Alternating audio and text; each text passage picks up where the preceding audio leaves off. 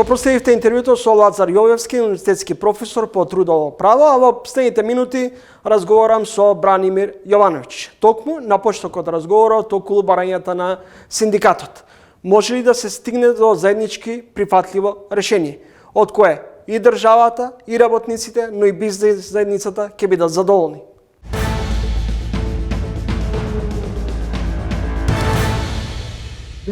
Минималната плата е прашање кое што не се утврдува од страна на работодавачите.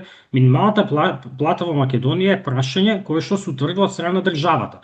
Има закон за минимална плата и законот вика дека минималната плата ја поставува владата, се разбира по насока, земајќи предвид што ќе каже економско-социјалниот совет, ама никаде законот за минимална плата не кажува дека тоа што економско-социјалниот совет ќе се договори или нема да се договори е обврзувачки. Минималната плата е во надлежност на владата, така што тоа што владата не сака да ја покачи минималната плата, тоа е чисто одговорност само на владата, не е тоа на бизнисмените, не е тоа на синдикатите, не е на Трајко Петко, ММФ, кој да Европска унија, туку тоа е на владата. Нашата влада, моментално македонската влада, не сака да ја покачи минималната плата, не само сега, веќе година и пол не сака да ја покачи минималната плата. Едно од идеолошки причини, затоа што тие се десничарска влада и ВМРО никогаш не била на страна из историјата на Македонија, никогаш не била на страна на работниците, никогаш не била на страна на сиромашните, никогаш не била за социјала, за покачување на плати, за борба против сиромаштија. Тие секогаш били на страна на бизнисмените. Мината година речиси само, односно едва 65% реализација на капитални инвестиции, податок на портал Лап. На кои се причините за ваквиот слаба реализација на капиталните инвестиции и натаму релативно висока стапка на инфлација, а годината започнавме со ново задолжување од 1 милиарда преку 10-та еврообврзница. Капиталните инвестиции се рак рана во Македонија, постојано се тие реализацијата таму е ниска и причината е едноставна. Секоја влада во Македонија на капиталните инвестиции не гледала како на средство за развој на државата, туку гледало како на маркетинг средство. Значи само да се фалат.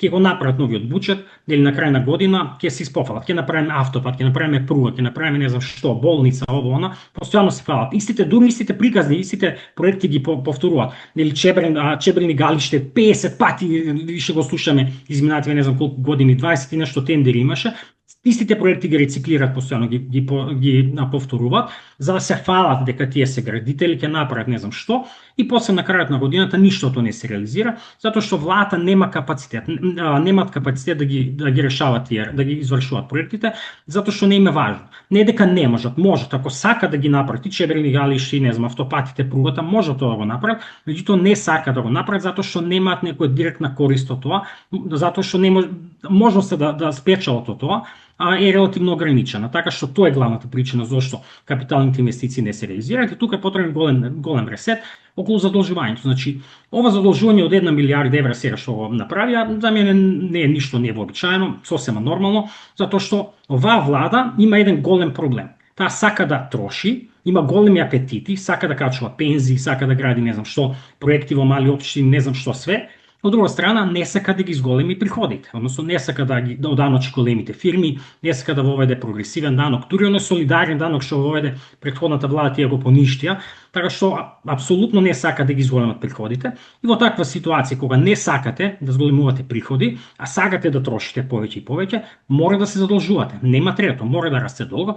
Ја знаете онаа народната, пушти си ги нозете колку што ти е чергата. Македонската влада моментално постојано си ги пушта нозете многу подолго отколку што е чергата и цената за тоа е ова задолжување. Така што нема никаква дилема дека тоа задолжување само ќе се зголемува. Не е точно дека се оваа милиарда е земена само за да се враќаат стари долгови, затоа што евроврзницата која што треба да се врати оваа година, она од 2020 за време на короната, е 700 милиони евра, тие се задолжи 1 милиарда. Значи 700 ќе се вратат старата евроврзница, ама 300 се ново задолжување. Така што и она што е многу важно дека каматната стапка на оваа нова евроврзница е повисока од старата. Така што апсолутно состојбата тука не е добра и само ќе се влошува. Гледате, макроекономски ние ако видиме, ние имаме 6 години поред од 2021 до сега, прва, втора, трета, четврта, пета, па и 26-та ќе биде исто така, кога фискалниот дефицит ни е над 4% од БДП. Постојано не е над 4%. Според законот што го имаме, новиот закон за буџети, имаме фискално правило кој што вика дека дефицитот мора да биде под 3%. Ние немаме никаква владата, нема никаква намера да го намали дефицитот да го стави дефицитот под 3%. Така што нема дилема дека во таква ситуација долгот ќе продолжи да расте.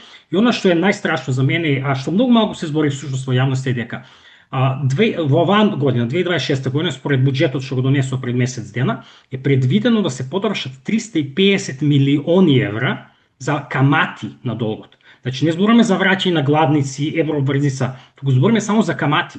Камати на тие тој долг што го имаме, не знам, 60% од БНП, оваа година ќе дадеме 350 милиони евра.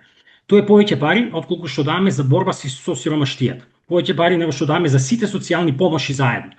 Така што, а пред само неколку години, ја кога бев дел во министерството, кога ние бевме во Министерството за финансии, тој износ беше 150 милиони евра. Значи за 6-7 години е повеќе од дуплиран тој износ. Пред 15 години, така нешто, 2010 година, така нешто прилика, тој износ беше само 50 милиони евра.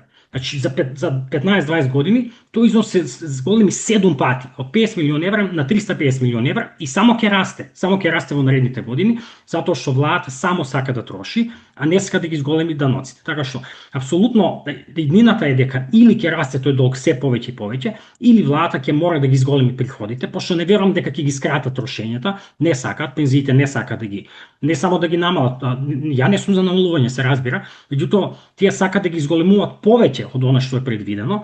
И ја дури не сум ни против тоа, ја разбирам тие, ја викам дека пензиите треба да растат, само што мора да ги зголемите даноците.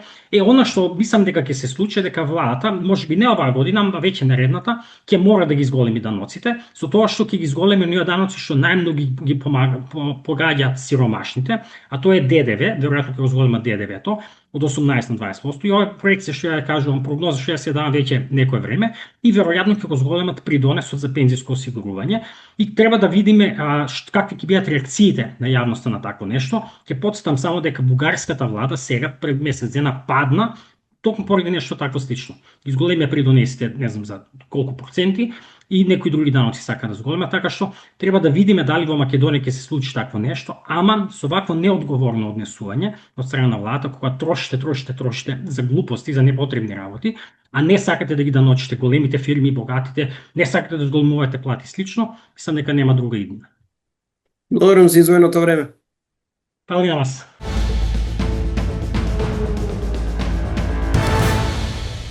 Значи, ние не можеме сега на Facebook постови да реагираме. Некој си седнува и си пишува на секој 2-3 дена некаков пост. Како може јас да не ги почитувам законите? Зарем некој ќе помисли дека министерот за култура, кој што доаѓа од Фелата, кој што доаѓа од Драмски театар, кој што одлично ги познава состојбите, ќе оди против своите колеги? И тоа го зборувам постојано на моите колеги.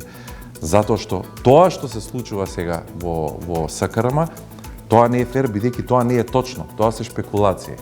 Гледам има едно расположение во Македонија кое се создава со информациите дека во Европската унија ќе се менува правилото на одлучување, дека не треба консензус за во надворешната политика и дека со квалификувано мнозинство ќе се носат тие одлуки. Тоа во нашиот случај нас ништо не ни менува, бидејќи ние немаме вето од Бугарија. Ние со Бугарија имаме постигнато договор, тој договор е дел од европската рамка преговарачка и просто нема вето кое Бугарија треба да го оттргне, туку има Европски совет кој евентуално би требало да промени европската рамка.